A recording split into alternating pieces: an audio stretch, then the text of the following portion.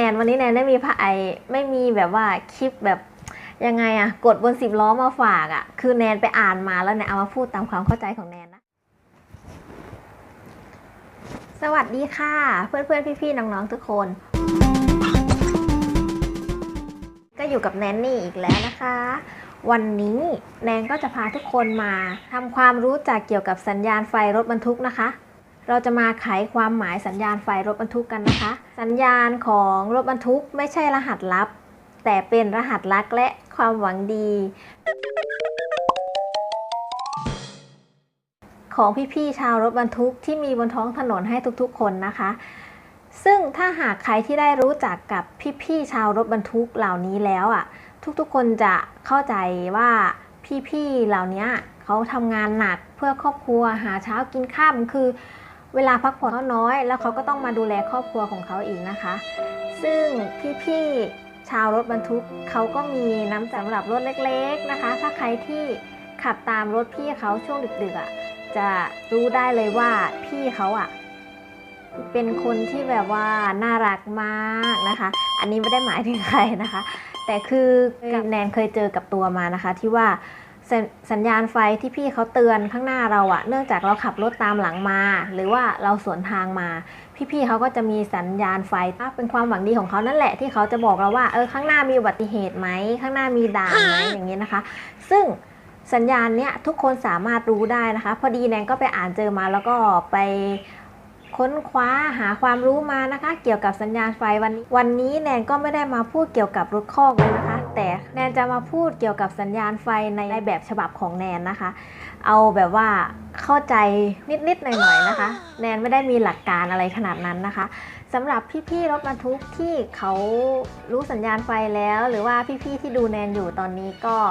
มาคอมเมนต์บอกแนนได้นะคะถ้าแนนพูดผิดนะคะแนนอาจจะรู้แต่รู้ไม่มากแต่ก็อาจจะมีคนที่ยังไม่รู้เหมือนแนนเข้ามาดูแนนก็อาจจะเอามาถ่ายทอด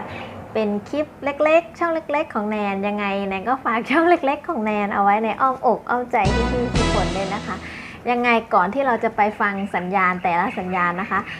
แนนขอให้พี่ๆกดถูกใจกดไลค์และกดติดตามให้แนนด้วยนะคะเดี๋ยวเราจะไปเริ่มฟังสัญญาณกันเลยนะคะเรามาเริ่มที่สัญญาณที่1กันเลยนะคะสัญญาณที่1ของเราก็คือ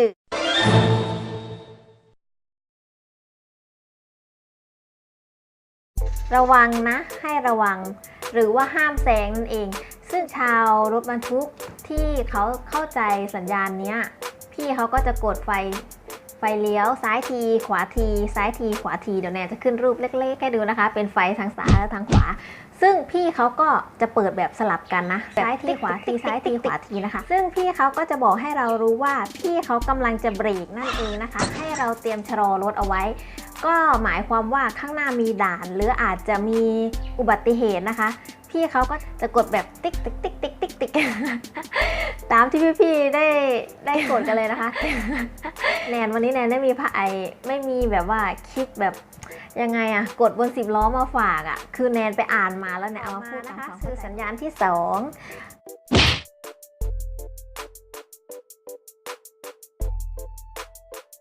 สัญญาณนี้ก็จะบอกว่าเชิญเลยจ้าเชิญตามสบายเลยนั่นก็คือพี่รถ10 ล้อนะคะที่เราขับตามอ่ะแล้วข้างหน้าเป็นทางโล่งใช่ไหมแล้วเราสังเกตเห็นว่าพี่เขาขับช้าลงพอพี่เขาขับช้าลงนะจู่ๆพี่เขาก็จะเปิดไฟเลี้ยวซ้ายทั้งที่ข้างซ้ายไม่มีซอกไม่มีซอยเลยนั่นก็หมายความว่าเชิญตามสบายเลยครับแซงได้เลยไม่ข้างหน้าไม่มีรถมาอะไรประมาณนี้นะคะเอามาต่อกันที่สัญญาณที่3เลยนะคะคือชื่อว่าไม่ได้นะห้ามไปนะคือพี่เขาก็จะเปิดไฟเลี้ยวขวาก็คือคล้ายๆกับสัญญาณของที่2นะคะเราขับตามไปเรื่อยๆพอสักพักนึงถ้าเรายังไม่ได้แซงหรือว่าเราแซงไม่พ้นแล้วเราขับตามพี่เขาไปเรื่อยๆแล้วพี่เขาก็จะกดไฟเลี้ยวขวานะคะเป็นในแบบกระพริบกระพริบกระพริบกระพริบขวาข้างเดียวนะคะนั่นคือพี่เขาส่งสัญญาณว่าห้ามแซงไปนะข้างหน้าเป็นโค้งหรืออาจจะมีรถสวนมาก็ได้ให้เรารอไปก่อนนั่นก็แสดงว่าพี่เขาก็มีน้ำใจบอกเรานะถ้าเราแซงไปอ่ะยังไงก็ไม่พ้นแน่นอนนะคะค คือตัวเนี้ยเราก็ต้องรอให้สัญญาณไฟพี่เขาหยุดไปซะก่อนพอสักพักหนึ่งเราสังเกตเห็นใช่ไหมมีรถสวนมานานไงเป็นเรื่องจริงใช่ไหมล่ะถ้าไม่เชื่อเพื่อนๆลองไปสังเกตดูที่ท้ายรถพี่เขานะคะแต่เขาบอกไว้ก่อนนะว่าห้ามจี้ตูดพี่เขาเด็ดขาด ไม่อย่างนั้นอาจจะเกิดอันตรายได้นะคะทีนี้พี่เขาพอมีรถสวนไปเสร็จแล้วใช่ไหมแล้วพี่เขาก็จะดูให้เราว่าข้างหน้าพ้นโค้งแล้วเป็นทางตรงแล้ว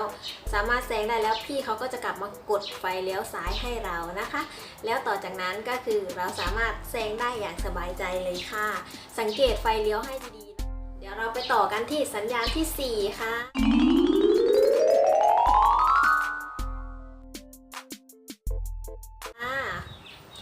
สัญญาณที่4ให้ส่องไฟจะได้เห็นอันนี้ก็คือพี่เขาจะเปิดไฟสูงเราจะสังเกตได้นะคะว่าช่วงเวลากลางคืนมันมืดมากแล้วรถเล็กๆอย่างเราอะมองไม่เห็นใช่ไหมพี่เขาก็จะช่วยเปิดไฟสูงให้เรานะคะโดยที่เราแซงขวาพี่เขาจะเปิดไฟสูงให้แซงขวาพี่เขาไปพ้นแล้วใช่ไหมพอเราแซงไปพ้นปุ๊บเราเลี้ยวเข้าซ้ายคืนเข้าเลนของเราคืนพี่เขาก็จะดับไฟลงนั่นก็แสดงว่าพี่เขาเปิดไฟให้เราแล้วก็ให้รถที่สวนทางมาเห็นว่าเรากำลังแซงไปนะก็คือถ้าเราแซงพ้นแล้วเราเข้าเลนเราของเราเรียบร้อยแล้วพี่เขาดับไฟลงเราก็ควรที่จะบีบแต่ส่งสัญญาณให้พี่เขาโดยการขอบคุณนะคะเป็นการที่มีน้ำใจที่ดีมากนะคะ อันนี้ก็ถ้าแนนเดี๋ยวเราไปต่อกันคลิปต่อไปดีกว่านะคะว่าสัญญาณที่5ที่6ที่7ที่8ของเราจะเป็นสัญญาณอะไรต่อไปนะคะคลิปนี้ก็ขอพูดสั้นๆนะคะเพียงแค่นี้ก็คือสำหรับคนที่ใช้รถใช้ถนนก็อยากให้ระมัดระวังนะคะแล้วก็เดินทางกันปลอดภัยขับรถอย่างไม่ประมาทนะคะเดี๋ยวเราไปต่อสัญญาณไฟที่5ในคลิปต่อไปกันเลยนะคะวันนี้นายก็ขอจบคลิปเพียงเท่านี้นะคะถ้าพูดยาวไปกว่านี้ก็กลัวเพื่อนๆขี้เกียจฟังนะคะ ไปแล้วค่ะสวัสดีค่ะ